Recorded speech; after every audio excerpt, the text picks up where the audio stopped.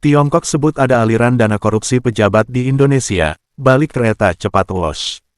Oleh Christovita Wiloto, Chairman Strategik Indonesia, Tuhan tolong bukakan rahasia ini bagi dunia, terutama bagi rakyat Indonesia. Kereta cepat WOS, yang awalnya dijanjikan sebagai lambang kemajuan Indonesia, kini berubah menjadi simbol dari pertanyaan besar, kemana sebenarnya uang rakyat itu mengalir. Dugaan korupsi dalam proyek WOS muncul bukan karena isu kecil, tetapi karena kesaksian di luar negeri, tepatnya di Tiongkok, yang menyebut ada aliran dana mencurigakan menuju pejabat di Indonesia. Kabar ini muncul di tengah sidang korupsi di Tiongkok, dan langsung membuat publik Indonesia terperanjat. Bagaimana bisa, proyek yang disebut untuk kepentingan rakyat, justru menjadi ladang uang bagi segelintir orang berkuasa.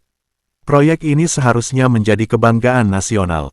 Namun, di balik rel yang panjang dan suara gemuruh kereta cepat itu, ada suara-suara rakyat yang terluka, suara petani yang tanahnya digusur, suara pekerja yang tidak dibayar layak, dan suara rakyat kecil yang menanggung utang negara yang semakin berat. Kecurigaan semakin kuat ketika diketahui bahwa pinjaman dari Tiongkok berbunga 2,2%, 20 kali lipat lebih mahal dibanding tawaran dari Jepang yang hanya 0,1%. Keputusan itu tidak masuk akal bagi rakyat kecil yang tahu cara menghitung sederhana. Jika ada pilihan yang jauh lebih murah dan aman, mengapa memilih yang jauh lebih mahal? Dari awal proyek senilai 5,8 miliar dolar Amerika, kini biayanya membengkak menjadi 7,2 miliar dolar. Pembengkakan ini bukan hanya angka, tapi luka. Setiap triliun tambahan berarti beban baru yang harus ditanggung oleh anak cucu bangsa.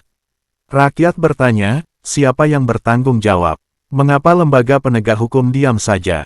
Mengapa tidak segera dilakukan audit menyeluruh, agar kebenaran terungkap dan bangsa ini tidak terus hidup dalam kebohongan? Dalam Amsal pasal 28 ayat 15-16 tertulis, seperti singa yang mengaum dan beruang yang lapar, demikianlah orang fasik yang berkuasa atas rakyat yang lemah. Seorang pemimpin yang tidak berpengertian memperbanyak pemerasan, tetapi orang yang benci akan laba yang tidak halal akan memperpanjang umur. Ayat ini menegaskan bahwa pemimpin yang rakus dan menindas rakyat akan membawa kehancuran bagi bangsa, tetapi pemimpin yang jujur akan memperpanjang kehidupan negerinya. Kasus WOS bukan hanya tentang uang, tapi tentang nurani. Ini adalah cermin betapa mudahnya keserakahan menutupi kebenaran, dan betapa cepatnya teknologi bisa menyalip moralitas.